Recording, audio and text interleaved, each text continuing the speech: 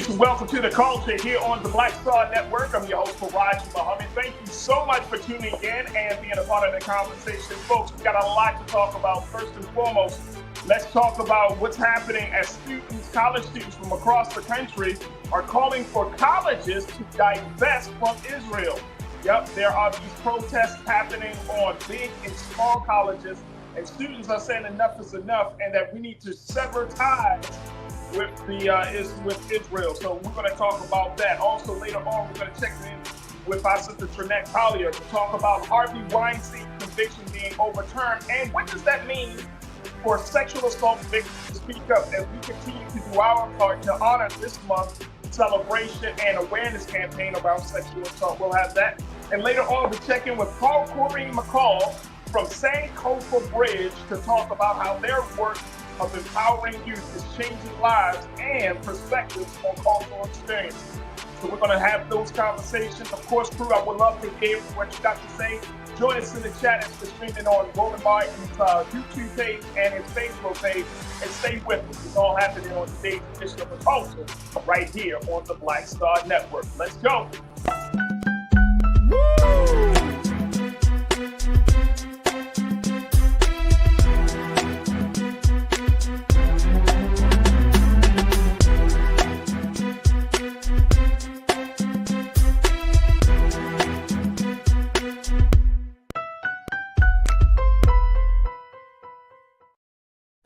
All right, folks, welcome to the culture here on the Black Star Network. I'm your host, Farajii.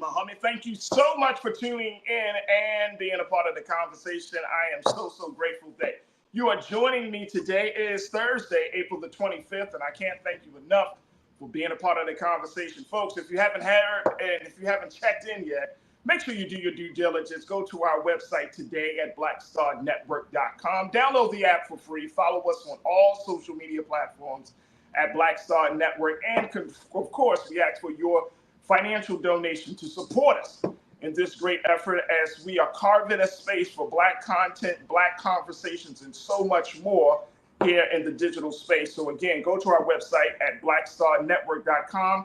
Please give, and we thank you for your fantastic donations. Now, folks, today we're streaming on Big Brother Roland Martin's Facebook page, on his social media pages. So we are on his Facebook page, as well as on his YouTube chat.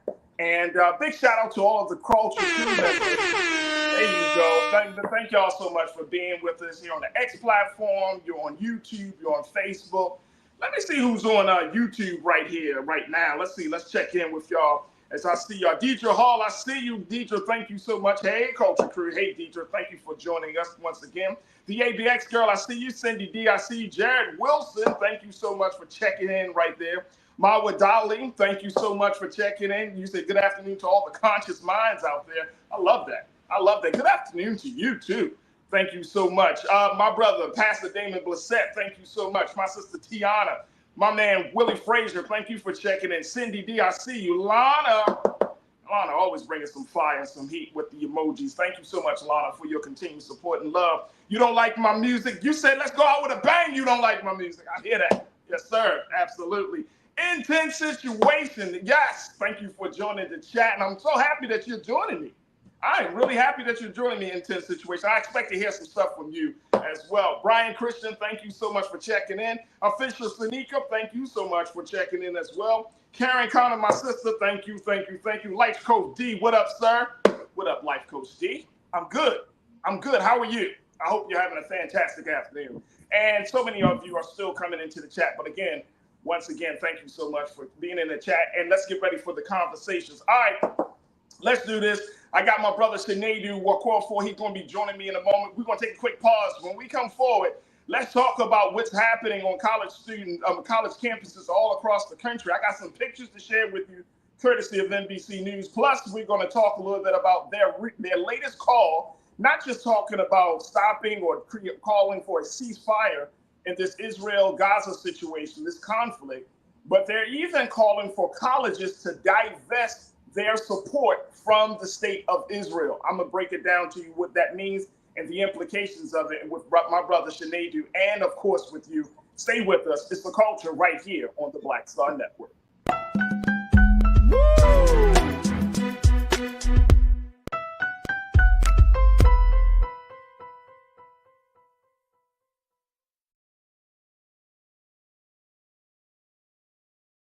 Fanbase is pioneering a new era of social media for the creator economy. This next generation social media app with over 600,000 users is raising $17 million, and now is your chance to invest. For details on how to invest, visit startengine.com/fanbase or scan the QR code. Another way we're giving you the freedom to be you without limits. Black Star Network is here. Oh, no punch! I'm real revolutionary right now. Thank you for being the voice of Black America. All momentum we have now, we have to keep this going. The video looks phenomenal. See, there's a difference between Black Star Network and black-owned media and something like CNN. You can't be black-owned media and be scared. It's time to be smart. Bring your eyeballs home. You dig?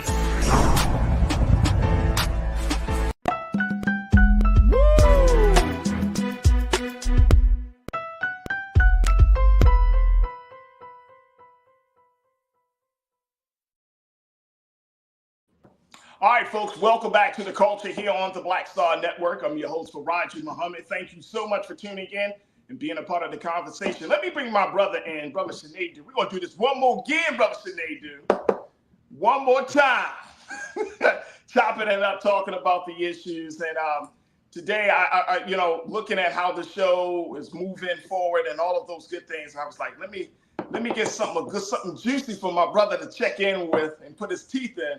And this situation on college campuses, Brother Sinead, is rocking the country. We're seeing students, we're seeing activists, we're seeing all types of folks who are descending on these college campuses. And more importantly, they are speaking out, making their voices known. This is some of the images, courtesy of NBC News, that we've been seeing all across the country. These are images from all across the country, from places from Columbia University, Emerson College, Barnard, and many other places all across this country where students are involved in pro-Palestinian protests. And of course, wanted to express their disapproval with how the Biden-Harris administration has been handling this whole situation with Israel and Gaza. And Brother Sinead, yesterday we talked about the fact that the president signed a major bill that was a $95.3 billion package. Most of that money is going to foreign aid to folks in Ukraine. Is getting about $60 billion to help with military there. And then for the state of Israel, they're getting 26 billion, and Ukraine is getting 60 billion. But Israel is getting 26 billion. There's an additional $1 billion for humanitarian efforts for those who are affected by the bombing. But it doesn't bode well with the next generation of college students and young leaders, as they're taking to the street and saying, yeah, being a part of this war, a lot of pro-Palestinian folks, Muslims and Arabs and Palestinians are saying, you know what, this is not working for us. This is not working for us. So they're expressing a disapproval. And over these past few days, we've been seeing this in big colleges, small colleges, whites, blacks, on all groups of people. And now they're calling for the divestment of these colleges to remove funding or any type of financial support from the state of Israel. Take a look at this. This is checking in. Let's put this first quote up. This is from NBC News, where they're saying divestment usually refers to selling shares in companies doing business with a given country. Divestment has long been a goal of a movement that seeks to limit what it considers hostile operations by Israel and an end to expanding what the United Nations has ruled are illegal settlements. Like many universities, Columbia being one of the top universities that are under scrutiny, Columbia owns shares of various companies as part of its financial operations and endowment. However, information on Columbia's exact holdings was not immediately available and was not clear whether investment information published by Columbia University Apartheid Divest, the group leading the protests at the school, was accurate. Brother Sinead, you work in the field of diversity, equity, inclusion. You've been working in the field of human rights and activism. Talk to me. What's your take on this as students are calling for this divestment to happen? Well, as a student protester myself, I will say shout out to the students. I'm proud that the students are standing up for what they believe in and living up to the true nature of what America is about, freedom of speech, freedom of expression. But I find a couple of things interesting about what is going on. And I always tell people, take your personal feelings out against and look at the numbers. So you just said that there was a $95 billion funding bill that went to aid Ukraine, Taiwan for the national security reasons, and Israel. And I think a lot of people are upset with Israel because of what they're doing, and that is all valid. But I think it's really important to see Israel is a modern economy. It confuses me to what we're funding. We're talking about a country that has the second largest amount of startups in the world outside of the US, that has the third largest amount of tech companies on the NASDAQ after the US and China, a country that's GDP has continued to grow exponentially for the last 40 years. It just perplexes me that they need aid. They have a wonderful tech sector. They have a nuclear triad. There are European countries that don't have that. So what perplexes me beyond just the war itself is the idea that they need our help. Their health sector is very good. Their infrastructure sector is very good. And as you can see with the CHIPS and Science Acts, we need help in that area in America. So I just find it interesting to why they need aid, AID, why a country as prosperous as Israel is in need of America's help. And funny enough, if you remember the Ukraine war in the very beginning, our former president, Donald Trump, 45, made a point to say, hey, why isn't Europe giving Ukraine all of the aid that it needs? Why must we be that person? But I feel like that talk turns cold as it pertains to Israel. And when you look at the benefits that Israel is offering the world juxtaposed to Ukraine, it's just interesting that a country so diverse, it's like giving aid to the United Kingdom. Where is the sense there? That has been my issue here, primarily beyond what's going on with the war, is how do we end up paying for a country to stabilize themselves when we in ourselves, judging by the credit rating of this country, the GDP of this country, we need our own stabilization. So I'm just confused in that aspect. Oh, absolutely. Absolutely. And I think a lot of Americans are confused around that same issue, though, Brother Sinedu. You know what I'm saying? And here's what I'm seeing. America has been supporting Israel for how many years now, bro? 40, 50 years? Almost since its inception. I was about to say. America has been the number one supporter, right? But now I think that people are waking up. And let me just be very, very clear. Just because you're standing out against the war in Israel and Gaza doesn't mean that you're anti-Jewish. I think we need to be clear about that. This is not anti-Semitic talk or rhetoric or something. Oh, you hate Jews. No, it's not that. What we're looking at is what we're looking at, and we're seeing it for what it actually is. It was a horrific thing for Hamas to make the attack on October the 7th of last year. But you now look at how many people have been displaced, how many lives have been lost in this latest campaign that Israel has moved forward on. It starts to look like apples and oranges. And this is not about being hateful against a group of people. It's about coming to a consensus and an understanding to try to figure out the best way to move forward, right? But you can't, when you're talking about some of these global powers, Brother Sinedu, and we're going to take our next pause, but when you're talking about these global powers, you got to look at, okay, are these policies that are coming from these global powers, are they conducive for the sustainability, the preservation of life, for not just for their people, but for their neighbors? If the United States had people on the West Coast or on the sides on both the East and the West Coast, you have to be considerate. You have to be, and then the other part of it is, what does justice look like in a situation like this? And that's where the United Nations and other countries come together and have that conversation.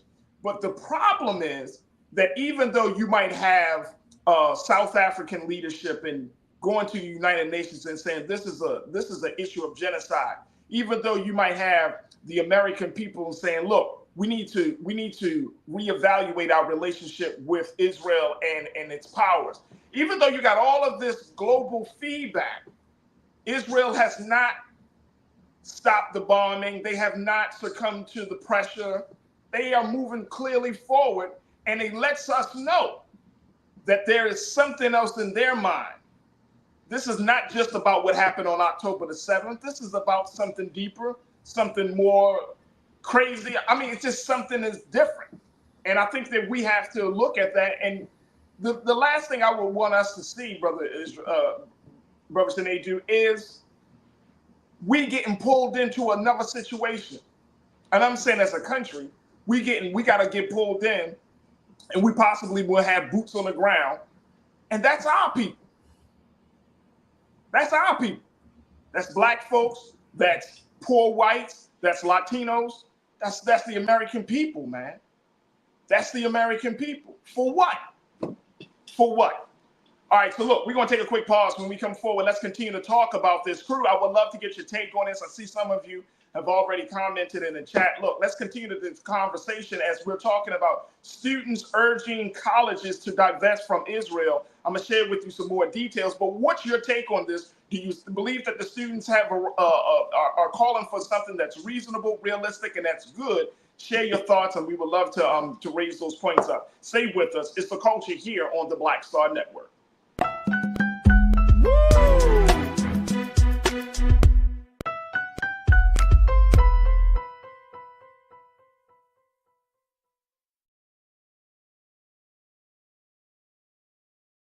Fanbase is pioneering a new era of social media for the creator economy.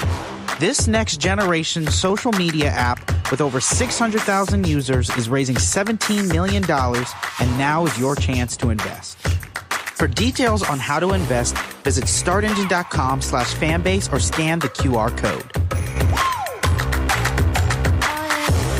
Another way we're giving you the freedom to be you without limits.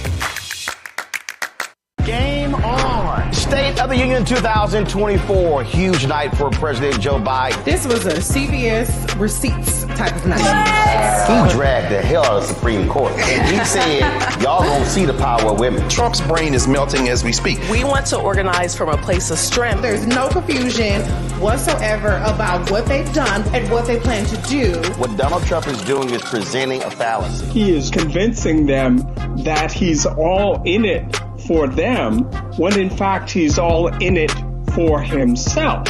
We do not feel Joe Biden, in spite of the success that have taken place during this administration economically.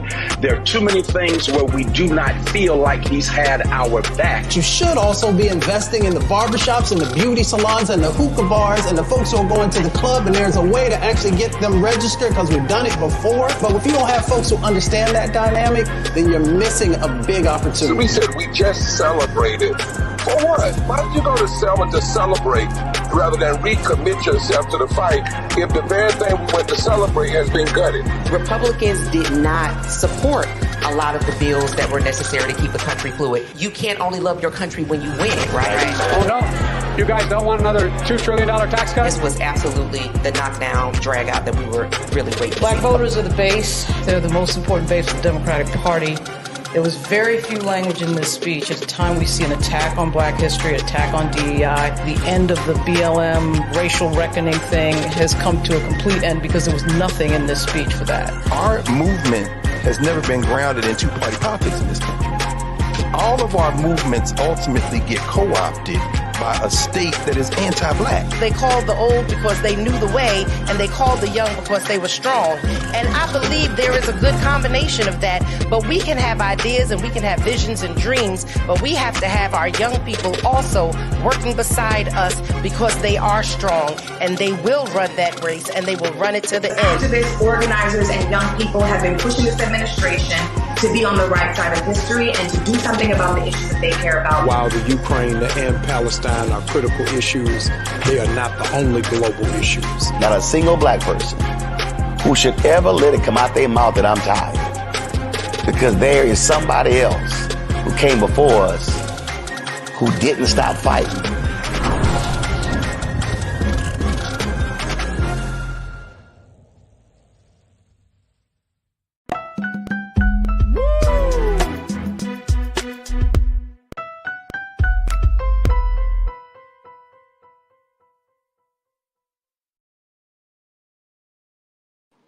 All right, folks, welcome back to The Culture here on the Black Star Network. I'm your host, Farajii Muhammad. Thank you so much for tuning in and being a part of the conversation. I'm joined by my brother and culture contributor, my brother Shinedu Wakwafo, who's the diversity, equity, and inclusion specialist, as well as an activist and human rights advocate, talking about this latest development as students are protesting all across the country in their support for pro-Palestine stance in this Israel-Gaza conflict. And I want to show some pictures. Let's just throw some pictures up there, please, Lisa, of what the students have been going. There have been hundreds of arrests across the country, not just of students either, but also of professors, also of folks from the community. And of course, when you have these type of large-scale demonstrations happening, you're going to draw a lot of people in. So this is not just a student thing.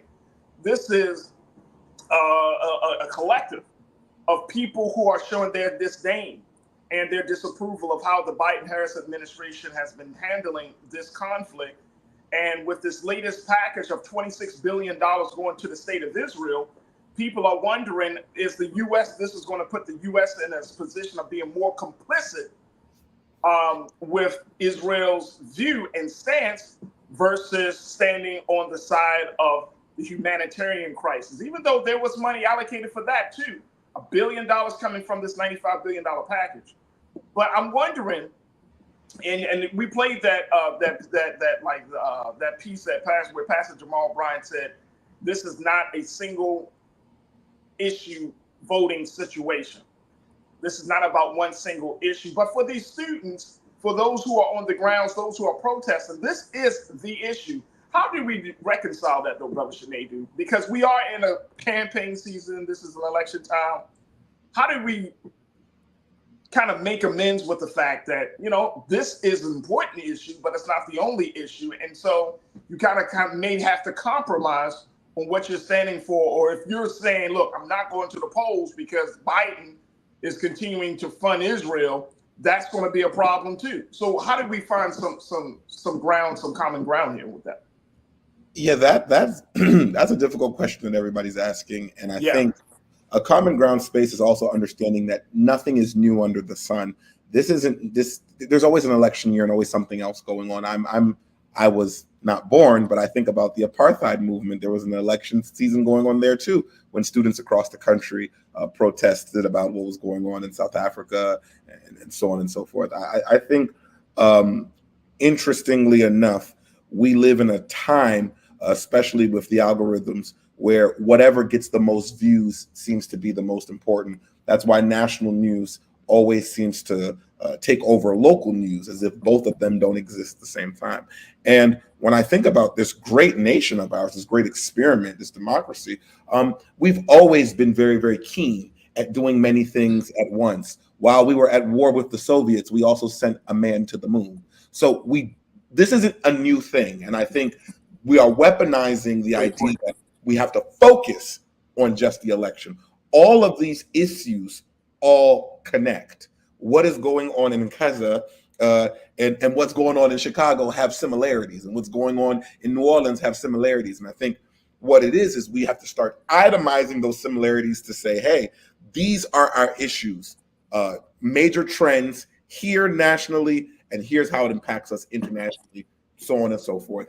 And for that reason, it's more reason why we need to be at the polls, because I think people forget we don't live in a vacuum. What happens everywhere affects us here at all times. And let us be clear that 20-something billion, all of those billions of dollars, they're not going to these countries. They're not going to Israel. They're not going directly to Taiwan. Taiwan, yes, but most of these are funding that will go directly to American companies. Okay, so when you want to know how this affects you, we're talking about the war industrial complex. These are going to people like Lockheed, like Boeing, the people that are building these bombs, that are building these fighters. That's your money that it's going there. And I think when you can connect, that's the thing. When you can connect, because they're not one track issues. When you can connect the issues together, then I think that should put in the average person's mind why it's important to be going to the polls and utilizing all of these points to make a larger point. Absolutely. Going back to the finances of it, let's talk a little bit about Columbia University. Then I want to get some comments from the crew here. Columbia University, and a lot of for folks, if you don't know, crew, a lot of these major big colleges are operating like businesses now. Like they have endowments. Like we've talked about Harvard's endowment, $50 billion. Like a lot of these, prestigious schools in particular, they have not just endowments. Columbia University actually has a Columbia's investment management company, which oversees the school's market assets, does have an advisory committee on socially responsible investing. This particular committee pledged that it will screen against investing in firms that operate private prisons, changing significant revenues from thermal coal. And so they're doing things on behalf of schools like businesses have been doing with advisory and investment firms and management companies. But now that's what the students are learning, that if you want to disrupt, that you got to go to where the money is, Brother Shanadu. And that's what students at Columbia, students at Barnard, students at Emerson, students at all these other schools, they're saying, let's go to where the money is and let's go and follow that paper trail. And it's going to be quite interesting to see what is uncovered in this part of it, because now when you're talking about that much money, not just billions coming from the United States government, but when you're talking about millions of billions coming from these Ivy League colleges, right, based upon tuition that's coming from students, right, then students are asking the question, are these colleges complicit in funding genocide in Israel and Gaza? Man, oh man. All right, let me go to what the crew is saying, because folks are checking in from all around the country, and I'm very, very happy to hear that. Let me see. Willie, you said the United States is in a vice grip. Israel is the only strategic ally in the Middle East, which makes the moves in Iran problematic. Absolutely. Absolutely. Thank you, Brother Willie, for posting that. Life Coach D, you said the question is, why have they not stopped and why are we supporting it? The Palestinians are like black folks in America. I hear that, Life Coach D. You're absolutely right. Jared Wilson, you said, proud of the students. They are braver than these old adults who are killing the country, Brother Shanadu. Wow. Brian Christian, Brian, thank you for checking in. You said Israel's anger is leading into bitterness, which they need to avoid, or else they'll become much worse than their enemies. They got something in their mind too, Brother Brian. They got something in their mind. Thank you for posting that. Ruben Willis, you said, no doubt, we will be pulled into another situation if Trump gets into office, not because of dislike for Trump, but because of his policies. We don't fit into any of them. That's the implication of this. That's the implication. Look, I got to take another quick pause. When we come back, let's get more of your take on this as I'm checking in with my brother Shanadu, and of course with you as we talk about students urging for the divestment of colleges from Israel. Is this going to be the toothpick? Is this thing going to be the outlier or the catalyst or the starting point for changing the relationship the United States has with Israel? Stay with me. We'll continue the conversation on the other side here on The Culture on the Black Star Network.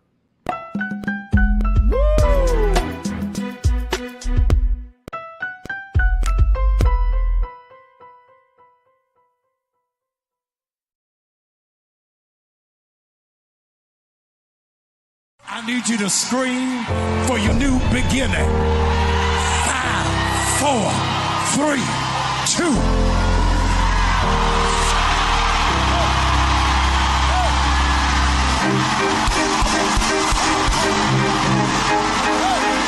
I need you to shout for it. I need you to shout for it. It won't always be like this. Sooner or later, it's gonna work in your brother's favor, in your sister's favor. They shall not die. They shall not die. They shall not die. I want you to embrace somebody and tell them welcome to the greatest season of your life. Hug somebody. Welcome.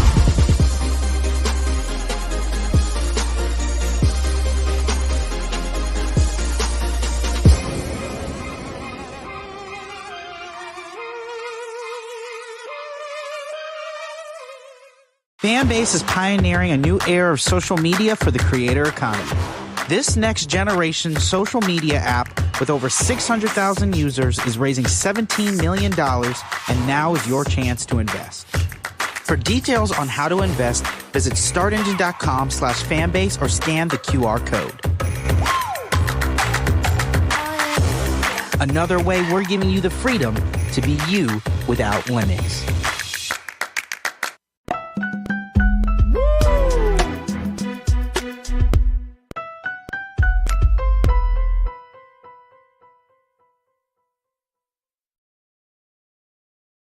All right, welcome back to the culture here on the Black Star Network. I'm your host, Farajii Muhammad, joined by my brother Shanedu Wakofor.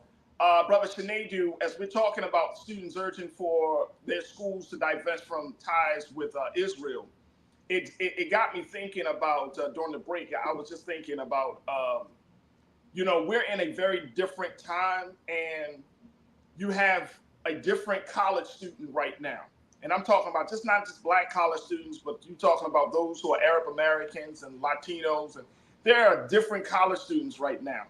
And it's interesting, and I think you will understand this, that people have put these boxes on our next generation of young leaders and telling them stuff like, it's not time, hold on, wait, all of the same things that many of us have been told when we were young, when we were out in the street and being highly passionate about these things. And I just want to get your take on this, brother, in terms of what is the proper, or what's the best way that we can approach this generation of college students, especially in light of where they're not seeing what the future of America is looking like. If they're looking at the foreign policy, they're looking at all of these social justice issues, they're looking at an election situation that is a rematch between a president and a criminal. They're not happy right now. This next generation doesn't feel the love right now, bro. So how do we have a conversation? How do we make sure that black college students, Latinos, but just college students in general really are supported? Because I feel like some of us are ready to jump ship when it comes to them and their passion, their activism, and their ability to speak truth to power. I find it interesting that this idea of time, it's never the right time. I find that funny. That's always seems to be the tagline of everybody should be waiting. And I think it comes from a place of being fearful of change. What is this? Why are you interrupting what exists? And I think that's a tale as old as time to the story of Jesus, where it's like, who is this person coming at this time doing this and doing that? I think the students are doing everything absolutely right, because when you think about education, at least the way I see it, a lot of times education becomes theoretical. Right. You're reading stories about history and you believe that it's something that happened a gajillion years ago. The reason why I support student protest is because you are actually taking the theoretical and moving it to the practicum. You're actually knowing that what you're reading isn't far from you. It's right now. And it's time for you to do something. And I think it's always the best time for students, because I think students, they have the least to lose. You're in school, you're protected by some of the rights of the institution. You're protected by the folks who have that similar thought. You're not out in the world where you're now you're censored by where you work or the type of lifestyle you live or where you live or so on and so forth. I think it's unfortunate It's unfortunate that history hasn't changed, that students have we forgot the civil rights movement? They told the students that that's not the time to. The same talking points.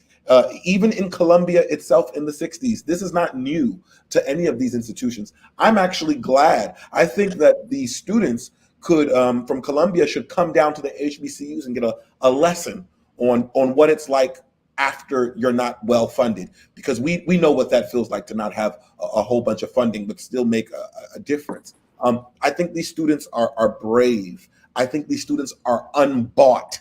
I think these students are diverse, because there is this idea that this is just these rebel rousers, these nincompoops, these pro-Palestinians, anti-Israeli. And what I find interesting is there's a lot of Israeli students who don't want this either. And interestingly enough, no one is saying that we're anti-Jewish.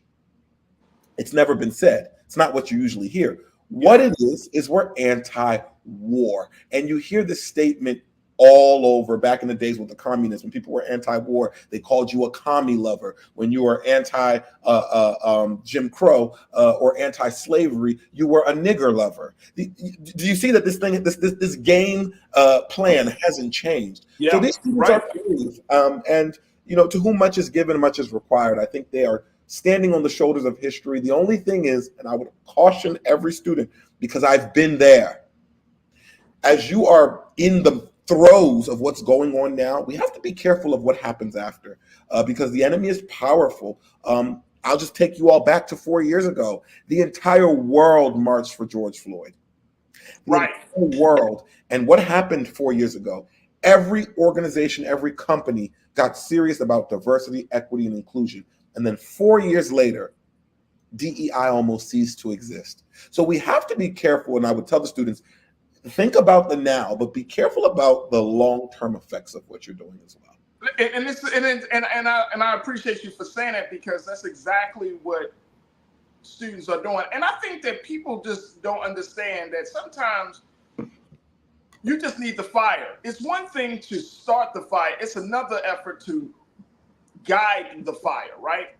And so at this point, if you're not in agreement with divestment, then you could just guide that passion, guide that fire into a different direction.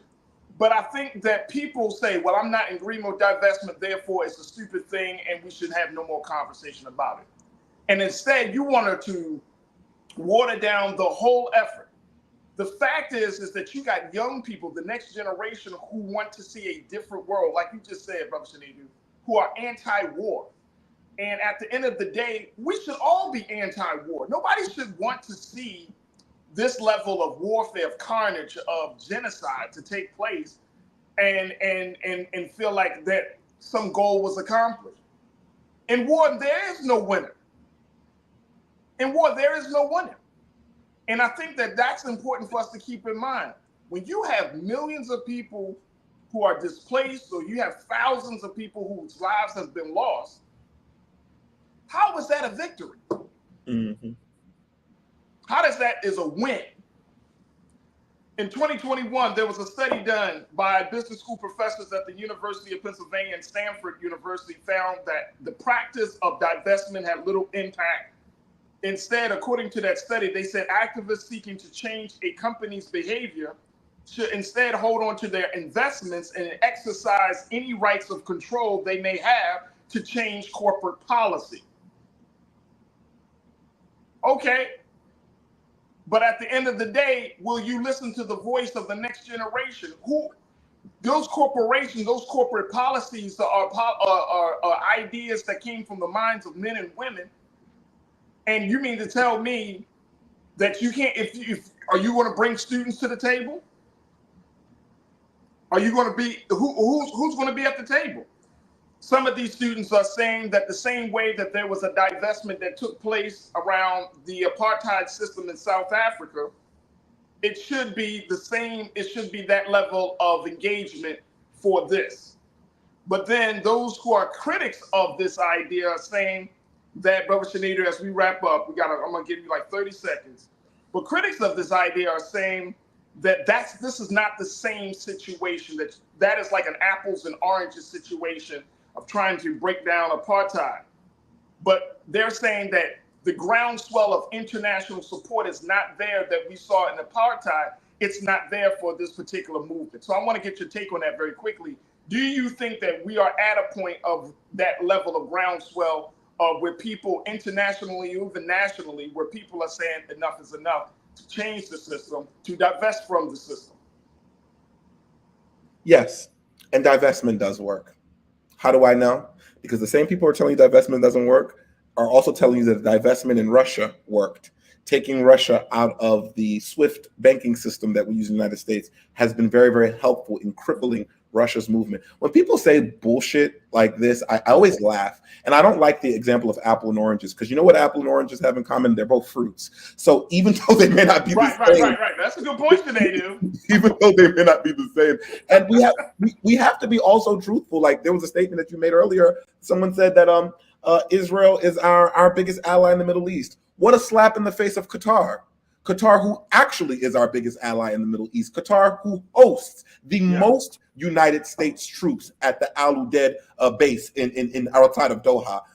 We have to be truthful here, or basically say what it is. Say the quiet part out loud. You don't want to do it because you don't care. When people say divestment doesn't work, I think to myself, what is the worth of every life lost in Palestine? When people say divestment doesn't work, I laugh. If this was a Chinese group, which happened here, who are trying to support a Confucius center at any of these institutions, the government will ask for them to take that money away because that person is an adversary, and based on what they're doing to their citizens and the Uyghurs and so on and so forth. Why is it now different? And that is my issue. This is not about a Jewish life or Israeli life or Palestinian life. It's why is this example that mirrors other examples, why don't they mirror the same response? Where is the keep that energy? That is my question. I love it. Brother Sinead, my brother, it has been an absolute pleasure to have you on the show as a culture contributor. I cannot thank you enough. You've been riding with us from the very, very beginning, brother, but you know we will continue to cross paths. But I love you, I appreciate you, and I thank you for being with me today and hold this whole process, brother. Thank you. And I look forward to continuing to work with you on the other side. But thank you, Brother Sinead. And thank you so much for having me, brother. Absolutely. All right, folks, we got to take a quick pause. When we come forward, let's switch gears. Let's talk about sexual assault as we are continuing to do our part to make you aware about the importance of having these conversations for Sexual Assault Awareness Month. Stay with us. That discussion is up next here on The Culture on the Black Star Network.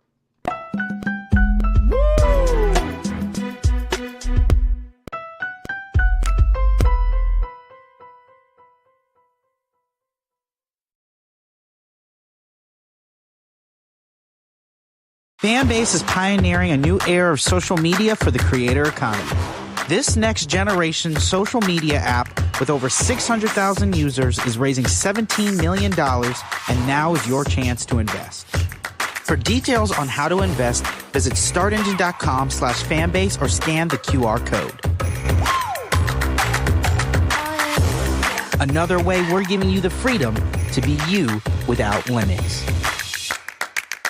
When you talk about blackness and what happens in black culture, we're about covering these things that matter to us, speaking to our issues and concerns. This is a genuine people-powered movement. There's a lot of stuff that we're not getting. You get it, and you spread the word. We wish to plead our own cause. Too long have others spoken for us. We cannot tell our own story if we can't pay for it. This is about covering us. Invest in black-owned media. Your dollars matter. We don't have to keep asking them to cover our stuff. So please support us in what we do, folks. We want to hit 2,000 people, $50 this month, raise $100,000. We're behind 100,000, so we want to hit that. Your money makes this possible. Check some money orders. Go to P.O. Box 57196, Washington, D.C. 20037-0196. The Cash App is $RM Unfiltered. PayPal is R Martin Unfiltered. Venmo is RM Unfiltered. Zelle is Roland at RolandSMartin.com.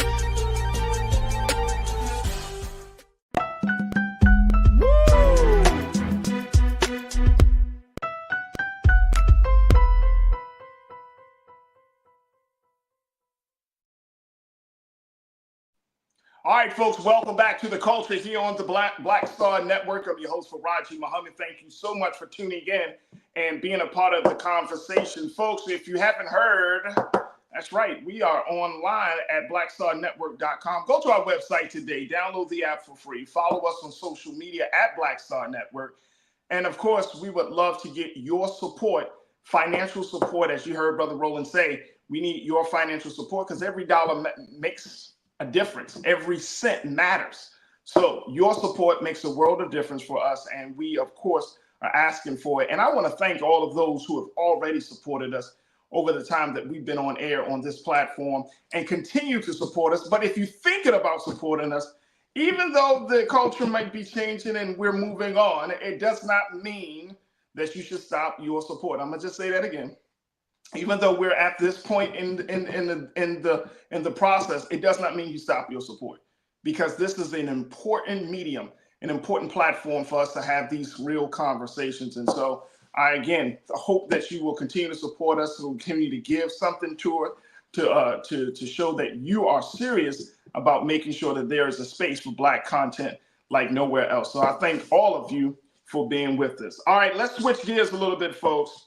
Now let's talk about another big news story, which is around the issue of sexual assault and violence. Now, April is Sexual Assault Awareness Month. And so we've been doing our part here on The Culture to make sure that we show our support for sexual assault survivors and for victims, and more importantly, having conversations about this. And it was announced that yesterday, the State Court of Appeals in New York found that the judge in the landmark Me Too case around the conviction of Harvey Weinstein. This was the former movie mogul who has been serving a 23-year sentence in a New York prison following his conviction on charges of criminal sex act, that his rape conviction from 2020 was overturned by a New York appeals court. Wow. And essentially, what will happen is that because the judge in the case did not move forward or did not prosecute the case, but there were some trial issues and errors that were in the case with improper rulings, including a decision to let women testify about allegations that weren't part of the case. It forced the case to be has to be retried against Harvey Weinstein. And so this was a trial court error, and it admitted this testimony of uncharged alleged prior sexual acts against persons other than the compliance of the underlying crimes, because that testimony served no material non-propensity purpose. This is coming from the court's decision in a 4-3 decision by the State Court of Appeals. So they found that, guess what? Because of this trial error, because these testimonies were admitted into the case, because they did not have no real bearing on this particular case, it does not connect to this case, the case has to be retried again. And so that means that sexual assault victims, those who spoke truth to power, those who had to sit on the stand and tell their story, will have to do it again. Here to join me to talk about this, as we are again doing our part for Sexual Assault Awareness Month, is my sister. She serves as the inspirationalist. She's a lifestyle and relationships coach. And I'm so happy that she's joining me today, Coach Trinette L. Collier. Coach, thank you so much for being with me this afternoon. How you feeling? I'm good. How are you? I'm good. I know that this part of this conversation is legal. So yeah. I know that that's part of this. This is like some legal stuff. But the legal issues or the legal errors led to the fact that now we're at this point where this guy, Harvey Weinstein, is going to be retried. And my issue is, outside of the legal stuff, that you got to bring sexual assault survivors back onto the stand. Yeah. And they have to tell their story, and they have to go through this process all over again, Coach. And I'm wondering to myself, why is it so hard for us to believe, not just believe the survivors, but why is it so hard for us to have a nuanced view of sexual assault in this country? Because if you go to organizations like RAIN, and I want to, encourage folks to do this if you haven't already, to check out RAIN.org. and this is the organization that works with sexual assault survivors, Mm-hmm. and it's spelled RAINN.org. But they made, I mean, it has been data after data. Rain has posted it on their website that a huge swath of victims of sexual assault do not report to the police. Yeah. 1 out of 3 actually report. And then that number starts to get lower when you're talking about going through the process of investigating it and then showing up in court and that whole process. Yeah. It's a lot, Coach. It's frustrating. It's heartbreaking, frustrating.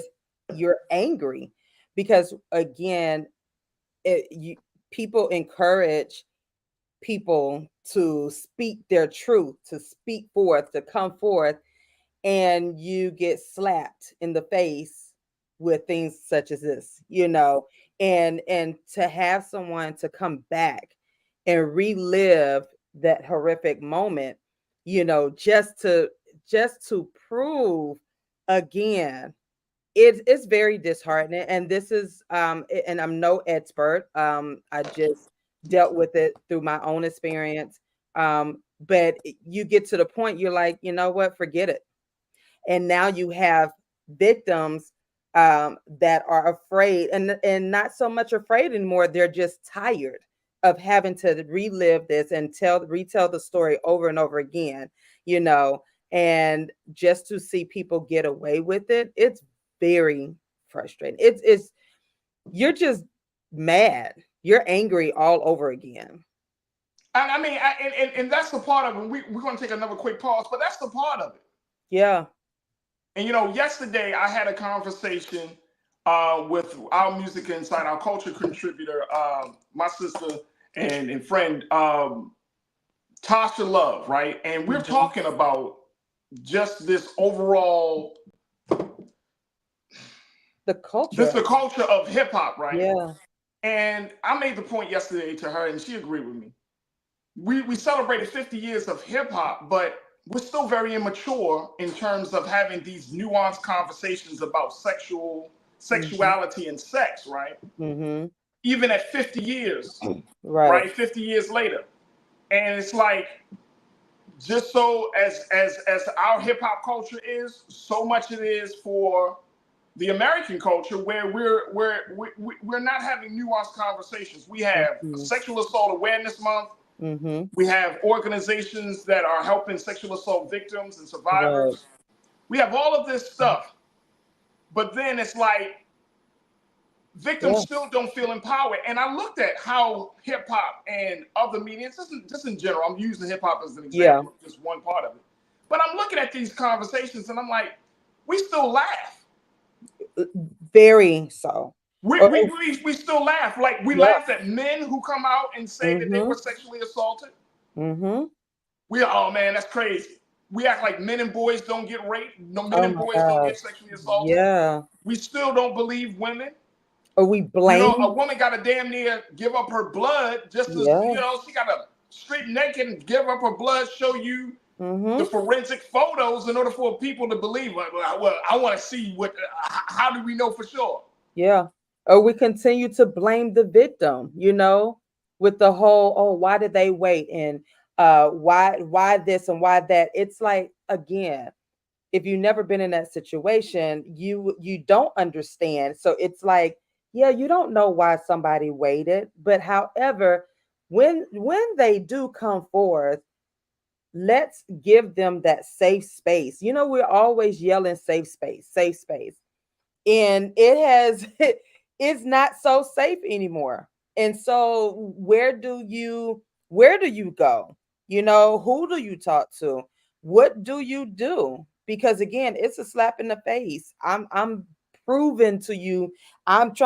to you that I was violated, and I'm still considered a liar, or you're just not hearing me. So I'm not understanding, and I don't know honestly what it's going to take for everyone to wake up and not laugh and not make a joke out of any of this, because this is this is, it's just disheartening.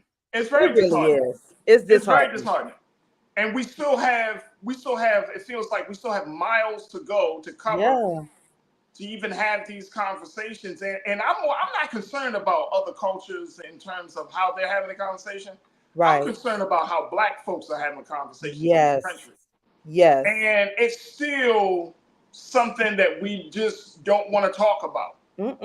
But let me tell you, like a lot of sisters, and I can't quantify it, this is unscientific. Yeah. A lot of Black women that I've come across have shared that they have been the victims of sexual abuse, sexual assault, sexual violence. And we brush it off. They said that. Yeah. And it's brushed off. Believe it or not, it's brushed off in conversations, or it's oh, okay. And again, nobody offers the help, the healing process, because it is a process. You have to, start your healing journey, but no one cares to reach out and say, okay, how do I help this? Or the victim is like, okay, I don't know who to turn to because I'm shamed. I don't know. It happened some years ago. Can I still tell or whatnot? But we just do not provide. I'm not gonna say all of us, but the majority, it's just not provided that safe space for victims. And Coach, we got to take a quick pause, but on the other side, I want to get your take on how do we do that? How do we have these conversations? How do we communicate with one another? If a man learns of that from his family member, his coworker, that she was sexually assaulted, what is the man's role? What if a woman's role? Yeah, I want us to know, how do we start to do that? Because I think we're doing more harm than good when we don't act as if it doesn't exist, or we don't believe people, we laugh at the situation. Even with the Diddy situation, it's just like, if that man is doing some wild things based on those allegations, then that's a real problem. That's a very real problem. We'll talk a little bit about it on the other side. Crew, post your comments as we talk about this, as we use Harvey Weinstein's overturned conviction as the backdrop for this conversation, as we continue to do our part to honor Sexual Assault Awareness Month here on The Culture, right here on the Black Star Network. Stay with us.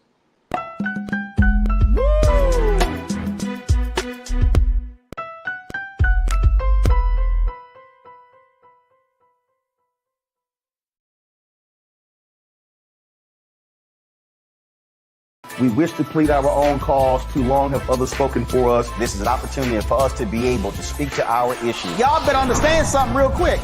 We ain't going nowhere. It is a continual battle that we see all across this country. Revolution will not be televised. The revolution will be streamed. All momentum we have now, we have to keep this going. He makes sure that our stories are told. Roland Martin's doing this every day. You can't be Black-owned media and be scared. Fanbase is pioneering a new era of social media for the creator economy. This next generation social media app with over 600,000 users is raising $17 million, and now is your chance to invest. For details on how to invest, visit startengine.com/fanbase or scan the QR code. Another way we're giving you the freedom to be you without limits.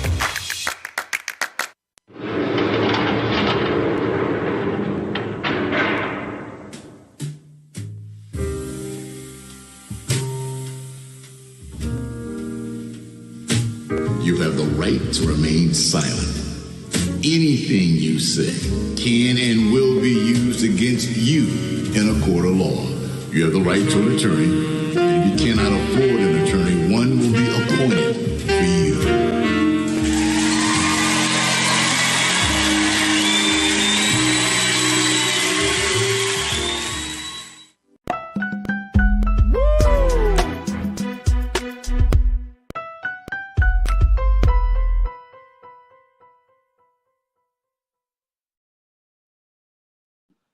All right, folks, welcome back to The Culture here on the Black Star Network. I'm your host, Farajii Muhammad, joined by my sister, Coach Trinette L. Collier, who is the inspirationalist. And I'm very sensitive. I try to be as sensitive as possible for having these conversations, but you are a sexual assault survivor. Yes. Yeah. And, I applaud you.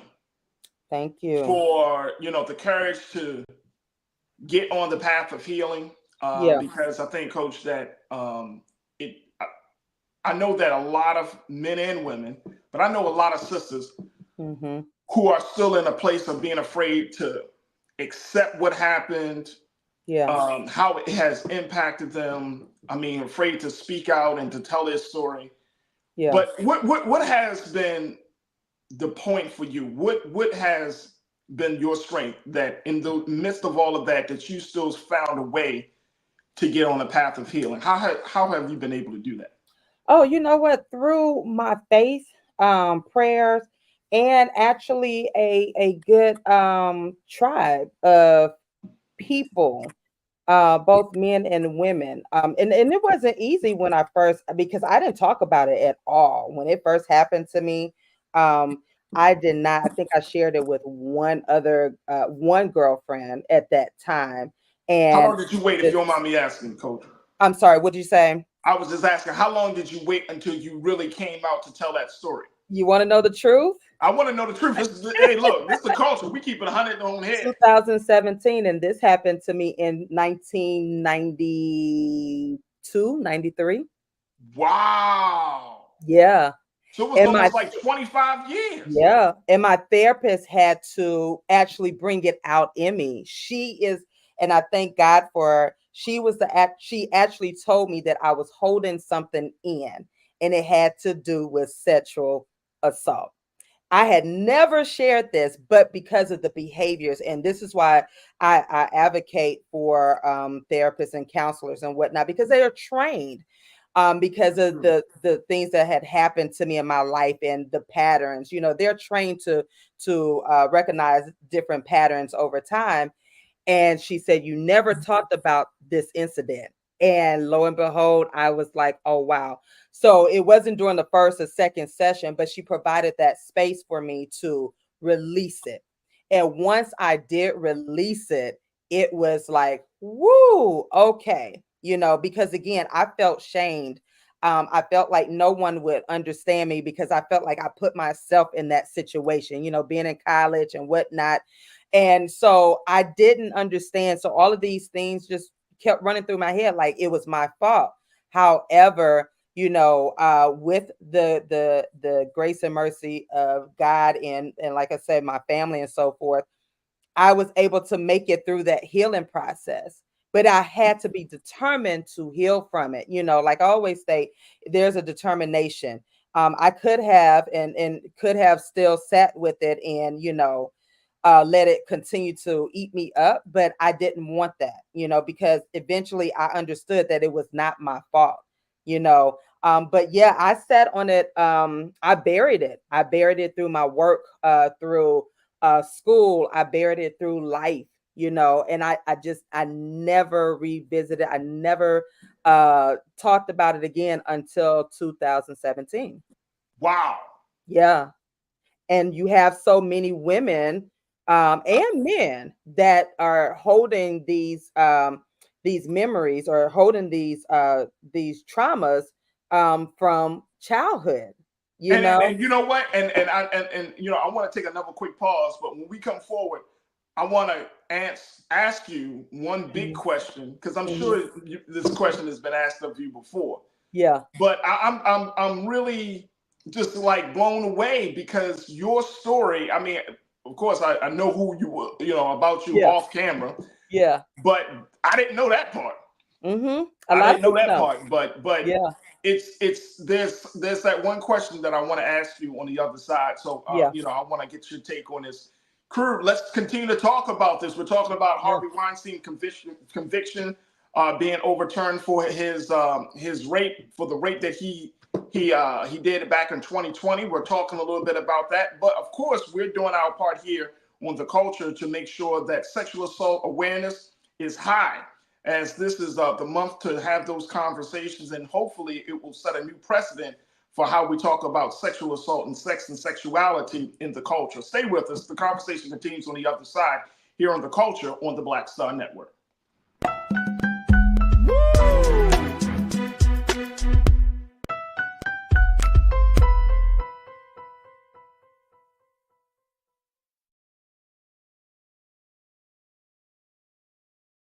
Fanbase is pioneering a new era of social media for the creator economy.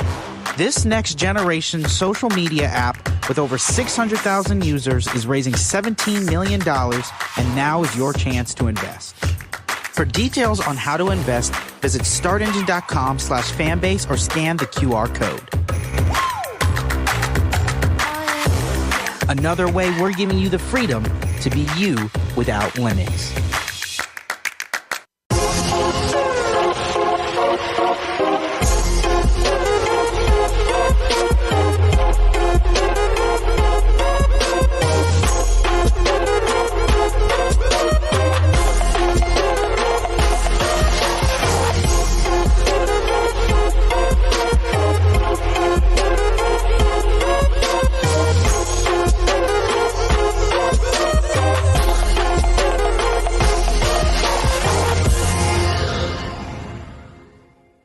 We wish to plead our own cause. Too long have others spoken for us. This is an opportunity for us to be able to speak to our issues. Y'all better understand something real quick.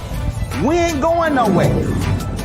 It is a continual battle that we see all across this country. Revolution will not be televised. The revolution will be streamed. All momentum we have now, we have to keep this going. He makes sure that our stories are told. Roland Martin's doing this every day. You can't be black-owned media and be scared.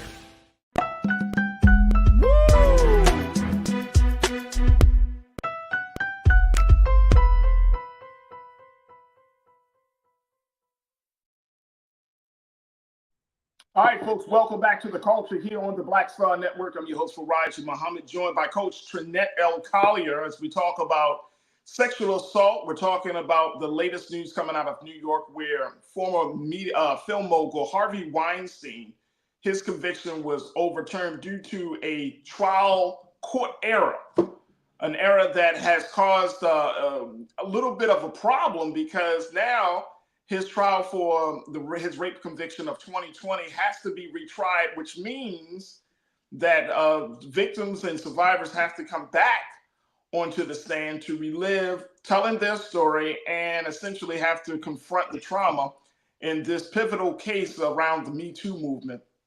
And Coach was just talking about her personal story of overcoming some of the shame and the silence of sexual assault after nearly 25 years of being quiet about it.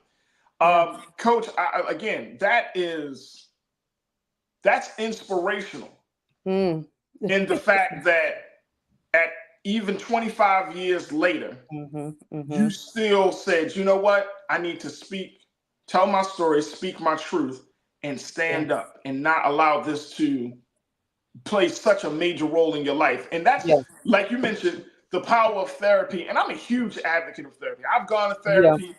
I'm a huge advocate of therapy. Look, if y'all have some problems with therapy, that means you ain't talking to the right therapist. Hey, listen. I'm telling you, my therapist was, man, my therapist was phenomenal. Right, a BFF. She was phenomenal. You know what I'm saying? But she helped me in so many different ways to understand certain things, right? But if you have a problem with therapy, you ain't going to your right therapist. That ain't the therapist for you. Right. Because there's no way a professional, and I love how you said this, Trinette, a professional who is trained, who understands, who can get to the source of the problem, and then help you out of that dark space, and help you out of your own confusion and head talk, and get into a place of clarity. Come on. Right. Yeah. That is so true. All right, so here's my question for you, Trinette. And I know Culture Crew members are checking in. My question is, people will say that when we hear stories like people who wait so many years, why did that person wait so many years? And I know you've heard this question numerous times. Yeah. But as a sexual assault survivor, as a survivor, what do you say to those who always pose that question to people who have been assaulted? You kind of question them on when they should speak about their trauma. Okay, I'm gonna let that go. I'm gonna let that go. Well, how do you respond to that? Listen, after no one knew, again, my family didn't know, no one knew, right? But when I mentioned it in my book that when it was released in 2013, so people kind of was speculating or whatnot. And then the question did come like, okay, when or why did you wait so long? Because I only touched bases on it a little bit in the book. However, I didn't go in depth about it until 2017, until after my mother died, and the therapy, I was going to therapy. And so afterwards, people did ask me, why did you wait so long? And the only thing I could tell them was, I don't know. Part of me, I was still scared. A huge part of that, I was ashamed, because I always considered myself this strong woman, that would make good decisions. And, and at that time I was like, how could I be so stupid? And, to invite somebody over and this, that, and the other. And so that played a part of my part of that journey. I was really ashamed of what the decision I made that night. And so so that's why I did not come forth. And a lot of women, and then the third part of it, who was going to believe me? Because there were no cameras at that time, who was going to believe me? The question would come, well, why did you have somebody over your house? And, the whole time stamp this, that, and other. And so when I continued to have, when I started thinking about that, I was just like, I'm good. Right. And so I continued to bury it over time. I kind of, in a sense, you don't forget about it, but you just push it way back and you just keep it moving. Right. And when you get with other people, when you connect with other people who've gone through, it gives you a sense of hope, like, okay, they shared, they talked about it. But again, it wasn't until my therapist allowed a safe place for me. And I'm talking the tears, everything. And she gave me that permission to let it out. And again, it didn't happen in just one session or two sessions.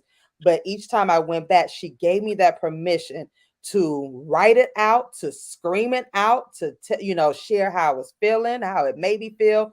She gave me that safe space. Literally.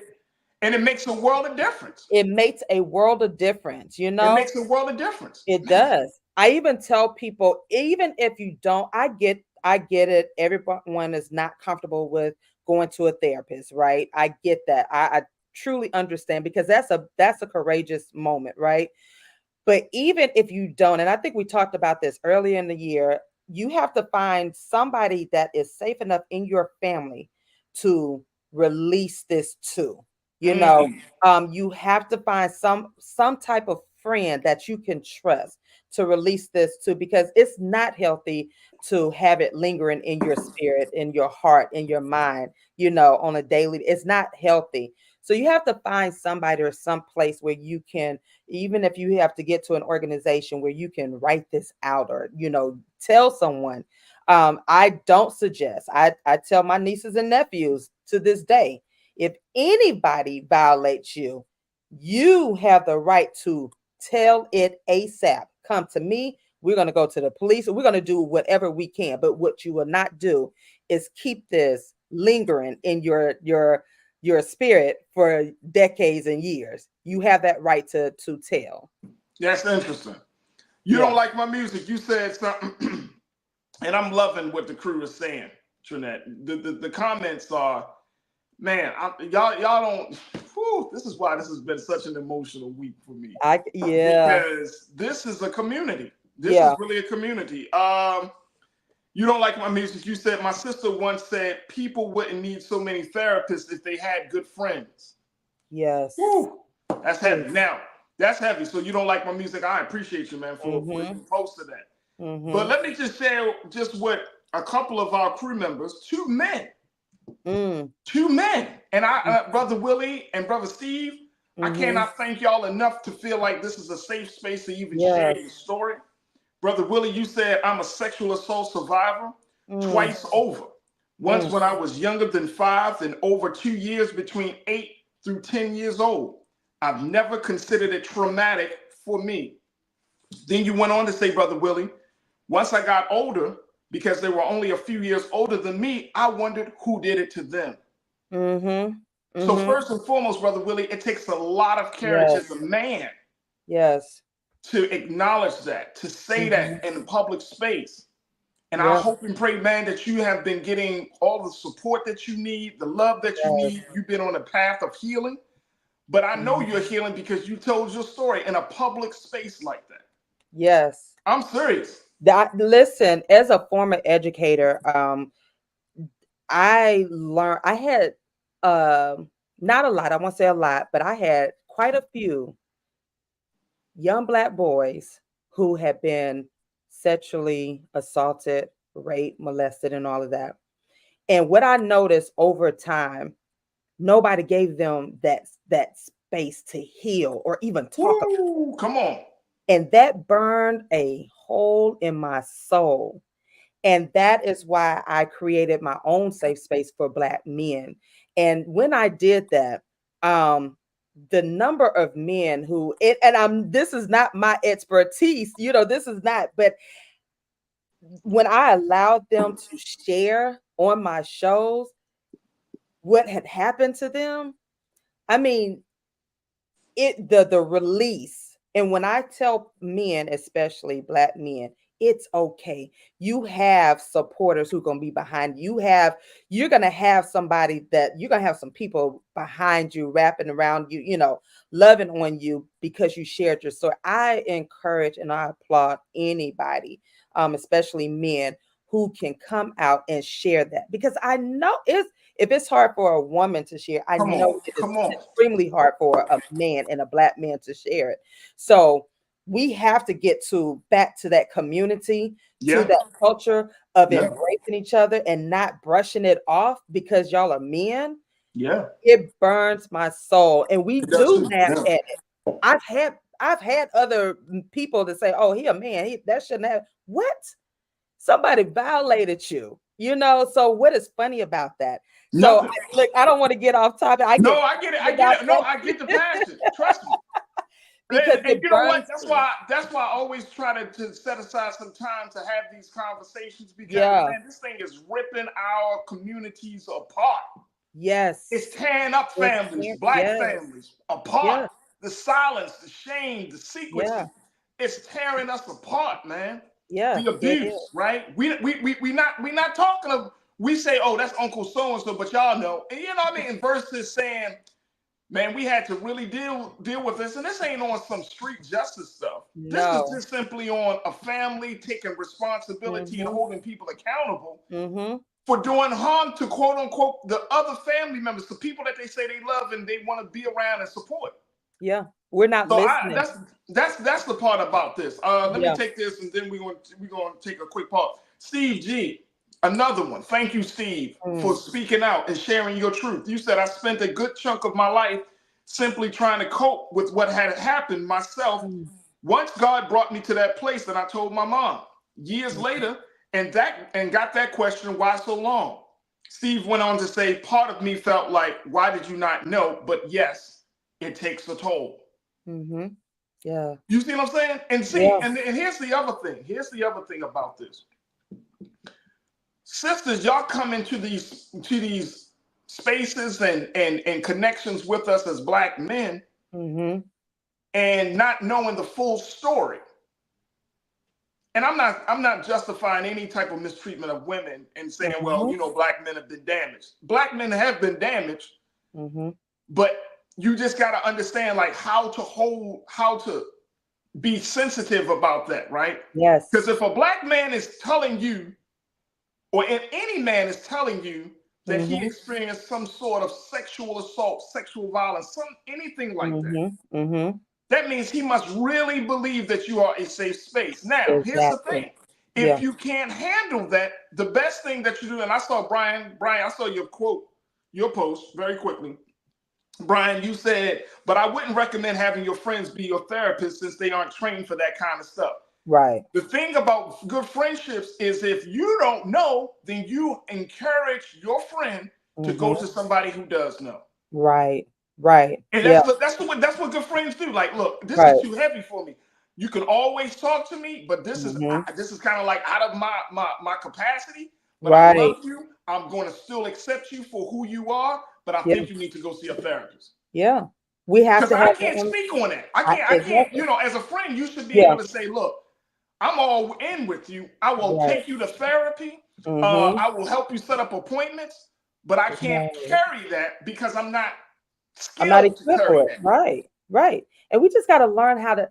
I just never understood the whole laughing and making fun and asking that question. Yeah. Like, it doesn't matter. It's a heavy thing. It's a heavy Like, burden. don't ask me that. I don't know why. And why does it matter to you? You know, why we wait so long? So I think we need to eliminate that question. It does. You know? I agree. And Eliminate that going question. back to, and I think that is a huge indicator of victim blaming. We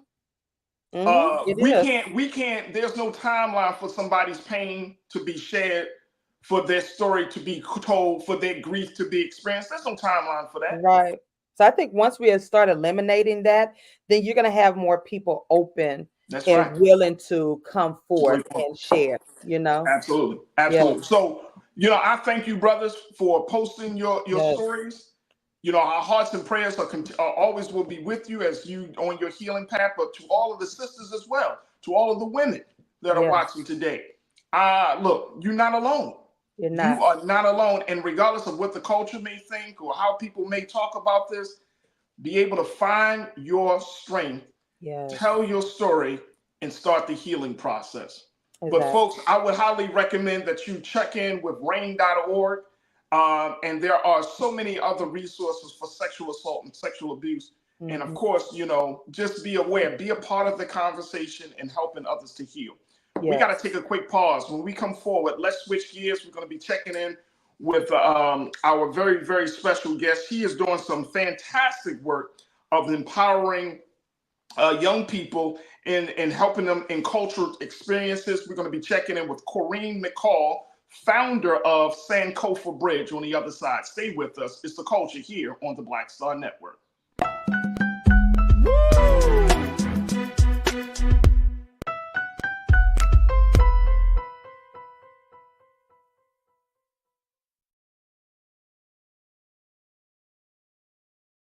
Fanbase is pioneering a new era of social media for the creator economy.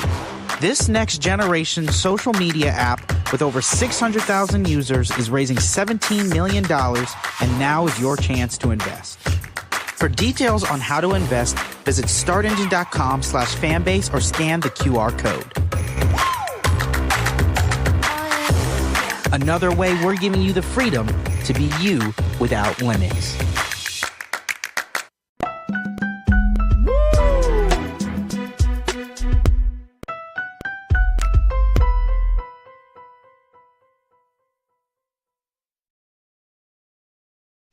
Folks, welcome back to The Culture here on the Black Star Network, joined by my sister, Coach Trinette L. Collier. And I just want to very quickly, before we bring in our very special guest, Corinne McCall, I want to acknowledge P. Jackson, another man in the chat, another brother. He said his friends started blaming and questioning him and threw him into silence when he shared his story. So P. Jackson, I thank you for coming out of your silence and speaking your truth, brother.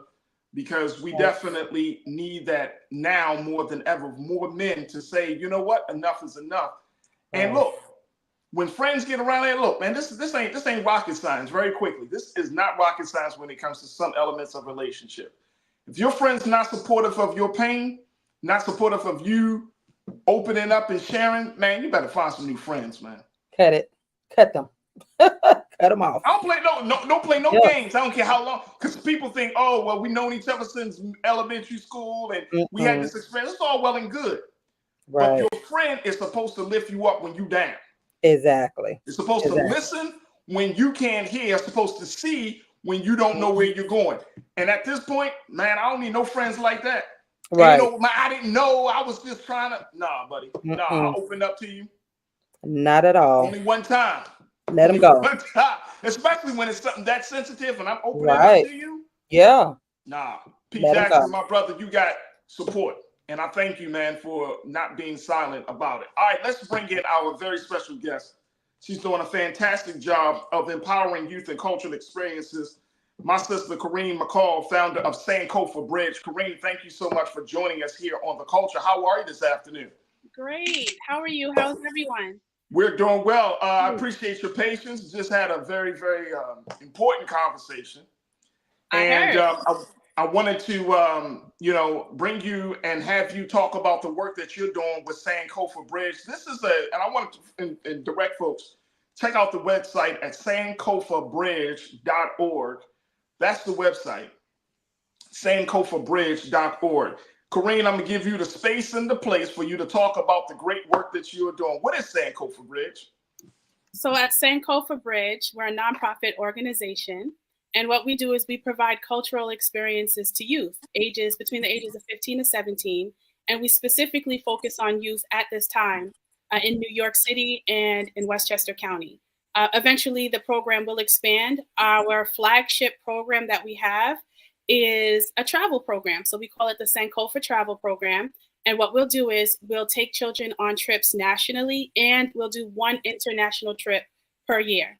So we're fairly new. We're a fairly new organization. So we're starting kind of in the middle of the program year this year, but we plan on taking children to the theater, to a Broadway show and to dinner, to the Schomburg Museum, different cultural experiences, even to music concerts, to Carnegie Hall, to see the Alvin Ailey dancers, to Puerto Rico, Puerto Rico, to New Orleans. There's a huge, rich culture in New Orleans, and I think children need to be exposed to the different cultures that are available. And then we're doing one international trip this year, and the trip that we're doing is to Ghana in West Africa. And these experiences for the youth are 100% cost-free, at no cost to the child or the parent. And Corrine, I want to, first and foremost, this sounds fantastic, but you named this, yes, and she definitely deserves a round of applause for that work. But the name Sankofa Bridge, for some of us who may not be familiar with that terminology, what does that mean? Okay, so Sankofa is an Akan word from Ghana, specifically from the Akan language, the Akan people from Ghana. And so Sankofa means to go back and get it. And there are two symbols for Sankofa. One is a fictional bird, and that bird is facing forward, but its head is turned and it's looking backward. And the reason why it's looking behind itself is because it's remembering where it came from. It's remembering the experiences that it had, and it's using that knowledge to move forward in life. And there's a nugget that sits inside the mouth of that bird. And that nugget represents the knowledge that it's gained. And then it's going to take that knowledge to move forward. And that's why I named the organization Sankofa. The bridge is who we are. We are bridging the cultural connections from the present to the past. We're just bridging connections. Now, and Trinette, please jump in as we're talking to our sister here. But Corrine, I'm wondering, get the words out. I'm wondering, is this something just for Black youth, or is this something for all youth? It's open to all youth. However, yes, we do have a focus on Black youth. So many of us, I have learned, even as adults, don't even own a passport, have never traveled outside of sometimes the state. And sometimes if they have traveled, just to say, oh, I went down south to see family. So, but they don't have passports. And so I want to provide children with these cultural experiences and these opportunities that I was afforded as a youth. And I know that with this experience, it can just open up a plethora of opportunities for them. Because if you can see it, you can be it.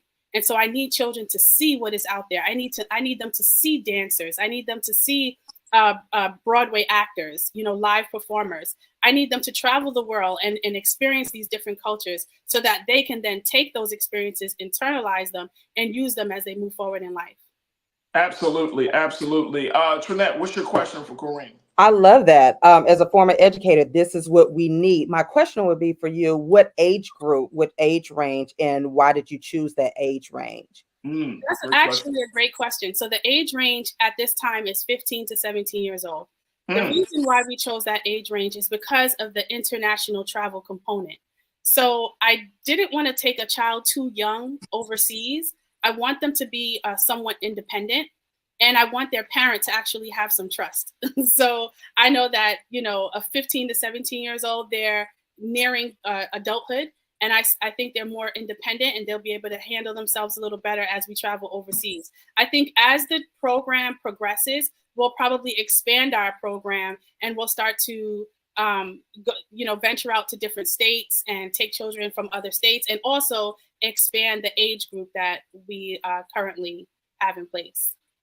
And I'm wondering, is this where is this coming from in terms of providing these type of cultural experiences? Have you found that Black youth in particular are becoming very limited in their worldview, or what was the for you to say, what, we need to expose them to some things? What was the catalyst for that? Actually, it started with my own mother. So my mother, when I was a child, she took me as many places as she could. She took me to Broadway shows and dinners and plays, and she took me to the Schomburg Museum and Carnegie Hall. She took me everywhere, and she was always saying to me, I need you to expand your cultural horizons. I need you to be exposed to different cultural experiences. It will change. It's life-changing. And so that's something I kind of took for granted because it was given to me so freely.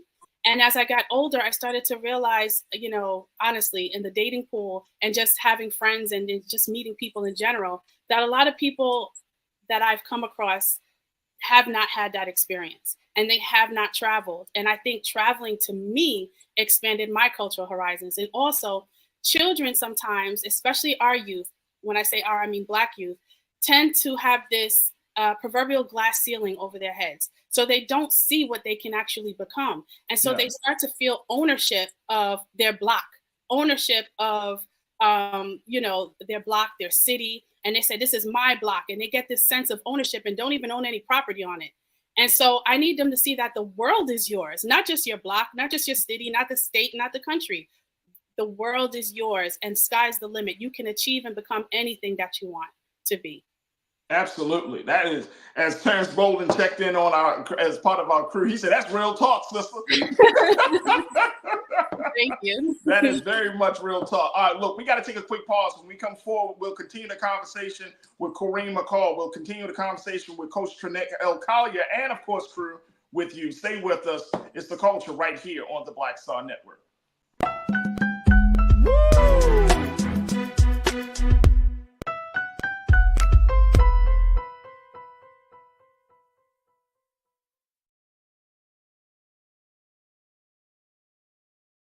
Fanbase is pioneering a new era of social media for the creator economy. This next generation social media app with over 600,000 users is raising $17 million, and now is your chance to invest. For details on how to invest, visit startengine.com/fanbase or scan the QR code. Another way we're giving you the freedom to be you without limits.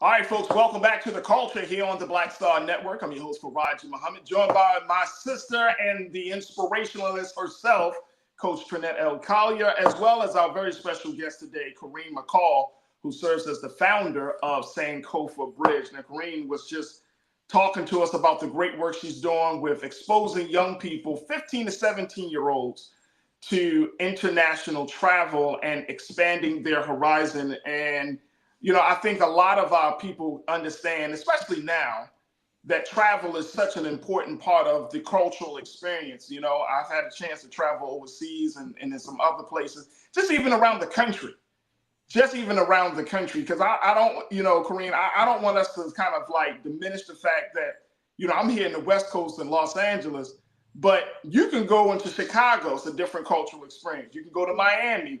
My sister Trinette is down in Atlanta, ATL. You know what I'm saying? So it's a different cultural experience even within the boundaries. What do you say to those black students who may not exposed to those type of cultural experience, and to understand that even in the very country that you're born in, that this is still a land of great diversity, a lot of different cultures, a lot of cultural experiences. How do you help them to see that they're in a space that they probably will never, that they have a chance to explore? Well, I think that speaks to the national component of our travel program. And so that's kind of what I want to do. So I'm going to start locally with the theater shows. I mean, all of that is happening locally, but then I'm also going to take them out to Washington, D.C. so that they can go to the museum there, to the National Museum there. I'm also going to take them, like I said, to Louisa, Puerto Rico, which is considered a part of the United States. So one thing that I learned is that Louisa, Puerto Rico has the largest Afro-Latino culture. A lot of Africans migrated, or not, I shouldn't say migrated, were taken to Puerto Rico, and they have this, they still maintain their Afro culture there. And so that's one of the reasons why I specifically said Louisa, Puerto Rico. That's why I mentioned New Orleans earlier. Their culture is, their cultural there is just so expansive. I mean, I went to New Orleans and I was blown away. I mean, just right here, like you said, right here in the United States, there are just so many opportunities for different cultural experiences that, to be honest, I really don't even need to leave the continent. I don't even need to leave the United States of America. But the reason why I'm doing it is because I want to make sure that these children get a passport, and I want to make sure that they get on a plane and they fly somewhere and they see something that is completely different than what they're used to and what they've experienced, even here in the United States. It's a completely different experience when you're taken to a place where they're speaking a different language, where their culture is a culture that we came from and was stolen from us. And so I want to take them back there. It's not just Ghana. Ghana is just this year. There's also Egypt. You know, I'll be taking them to Egypt. I'll be taking them to different countries around the world, including Spain. Spain is another one. However, to your point, to your question, within the United States, we have such a wide variety of different cultures. Yeah. That is one of the reasons why I want to make sure that I take them to different states so that they can see some of what maybe they don't learn in school, because school gives us a very limited perspective of our own culture. And so we need to understand those differences and what they are, but then also the similarities. And so that's what the plan is. That's what my goal is. And what has been some of your biggest challenges? Oh, fundraising. Oh, it's the money. It's the money. Fundraising. Right. It's a challenge. It definitely is a challenge, but it's going to happen regardless, because this is something that is a calling. It's something that I'm called to do. So no matter what the challenge is, we'll get through it. But definitely money has been a huge challenge. Other than that, everything is great. Everything is great. Everything and talk to us a little bit about the feedback that you've gotten from these 15 to 17-year-olds. Do you see, I've heard some people use this term, do you see the glimmer in their eyes once they, come back home, or once they touch, set their foot on international soil? What kind of feedback have you gotten? Well, first of all, the children, they love it. They definitely, this is something that they want to do. Their parents ask me all the time, can you take adults? Can I come with you? Can I join the program? No, you can't unless you give me some money. Yeah, the feedback has just been overwhelming. It's just been incredible. Everyone has been so supportive. Yeah. And I think people see the vision, and it doesn't take much for me to sell it to them. They already are aware. People know, they know the benefit in traveling. They understand it. And this is something that they really want for themselves, but they also want for their children. And it's an opportunity. And I think the fact that there's no price tag attached to it, it's like, wait a minute. Some people actually think, are you for real? Is this a joke? And some people are not that forthcoming. Some people are a little skeptical, but there should be no skepticism involved. We are a nonprofit organization. We are registered. So this is just an experience that I want to give, and I want to give it back to others. I want to pay my experiences forward. So that's Coach it. Finette, let's Coach, as we wrap up the conversation in the show. Yeah, I I'm mean, just sitting back. I don't even know if Kareen if she's an angel Yeah, or. listen, I had to put myself on mute because I'm back here just like, yes, yes, somebody gets it. I applaud you. I do want to ask, is this will this be a cohort? Like, will you take certain amount of students and each year they experience this, or it's a first come, first serve type of thing? How does that work? There's a certain amount of students that we will take. However, it is first come, first serve. As long as, I mean, there's certain criteria that the students have to meet. So your age group is just one criteria, right? But there's also other criteria, such as you need to have a recommendation letter from someone. So that's another criteria. And it could be a teacher. It could be a person in your community, like a leader in your community. It could be a pastor.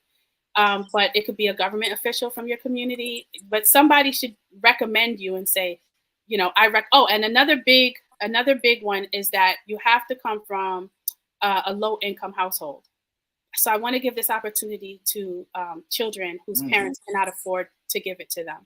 And so your household has to be 55,000 or below. Of course, there may be some exceptions. Like, say, for example, if one family has like 6 kids, then there might be an exception there, but it has to be a low income household or an at-risk youth, something like that. And so there's a few things that we look for, but basically it's first come, first serve. As long as you put in the application and you meet the criteria, you're welcome to come with us. That's beautiful. That's beautiful. We got a few moments left, Karina. I want to give you a chance to once again put out all the details and any type of social media info, anything that you can give to get people involved in supporting you, because that's the big thing. Definitely supporting the work you're doing. Yes. So our website is sankofabridge.org. And we are, like I mentioned, we are a nonprofit organization, 501c3, and all donations are tax exempt. If you would like to make a donation, please do so at sankofabridge.org/donate. We will be happy for any donation of any size. It doesn't matter how small or how big it is. We are grateful and thankful for all donations. And so if you have any additional questions, feel free to contact me. We have a contact form right on the website. And I'm here and I'm available for all calls and all questions. I thank you all. Oh, Kareen, thank you so much for the great work. I mean, this sounds like a phenomenal program. You got Trinette's approval right there. So I signed up already. There you go. I just signed up the email. You're doing it. You're doing it. You're doing it real big. Kareen, thank you so much for the work. And more importantly, thank you for exposing young people to these phenomenal experiences. And of course, we thank you for being so good for the culture. Thank you, Kareen, for joining us today. Thank you for having me. Absolutely. Absolutely. Man, oh man. All right, Coach Trinette. Man, oh man. Don't you do it? Hey, I'm not. Okay, I'm not. It's just the lighting in my eye. Listen. It's been an honor, a privilege, a pleasure. It's been an honor, a privilege, a pleasure. That's it. It is. And you already know. I already told you. It's been an honor, a privilege, and a pleasure. I thank you so much. Coach, how can we connect with you? At all social media platforms. I am TrinetteLCollier.com. I am Trinette L. Collier on all. Look at that. Look at that. Look at Coach. That's me. Wait, put that back up there. Hey, let's take off. Let's take off the L3. Let's take off the little 3. There we go. Listen, beautiful picture. You looking all bright and sunny. I could get made up now. Y'all ain't seen nothing yet. Oh, snap. You from? Oh, yeah. I feel you. But I thank you so much for this opportunity. It has been phenomenal. Changed my life. It has been phenomenal. Thank you. I am. Thank you. Forever. You're welcome. You know, let me just say that. You're welcome. I am grateful for you to join me. And I know we had a short period of time, but it seemed like we've been family forever. That's how. So listen, thank you. Proud of you. We're gonna leave it at that. Let's leave it at that. Coach Trinette L. Collier. Make sure y'all follow her on all social media platforms. And she has has a phenomenal insight about relationships and family dynamics and all of those things. So I am so grateful she was able to join us, at least for a few months here on The Culture. And I thank you so much, Coach. And I hope and can pray that you continue to be so good for the culture. But I know you will. I know you will be. Thank you. Folks, that's going to do it for us. I thank each and every one of you. Big shout out to Desta Henry. Desta, thank you so much for your contribution today, being a Bring the Funk fan club member. And she gave us a little something special. Intense Situation. Thank you so much. Gave us a little something $9.99, little something to put in the bucket. I appreciate you, Intense Situation, for your donation and just your overall support. Thank you for joining us in the chat as well and adding to the conversation. And it makes all the difference in the world. Folks, I am not doing this right now, but I appreciate y'all so much. Tomorrow will be the final show, but we can look forward to having some great conversations. I'm looking forward to checking in with my sister, Kimberly Morrow, checking in with Corinna Denise. I got to get Suzette on here. You got to get Suzette. And of course, we'll close everything out. But I thank and pray for each and every one of you. Look, stay tuned. Up next is Roland Martin Unfiltered, 6 p.m. Eastern Standard Time. Go to our website at blackstarnetwork.com. Download the app. Follow us on social media at Black Star Network. And more importantly, support the platform. If nothing else, just support the platform. Call on making sure that this thing stays up and running. We need it. We absolutely need it. Your support shows that we need it. Your support shows that we can do it. Make sure y'all support the platform. All right? All right, folks, that's going to do it for me. As always, never be afraid to challenge what's wrong. Stand for what's right while being yourself in the process. God willing, we'll talk tomorrow for the final edition of The Culture right here on the Black Star Network. Talk to you soon. Peace.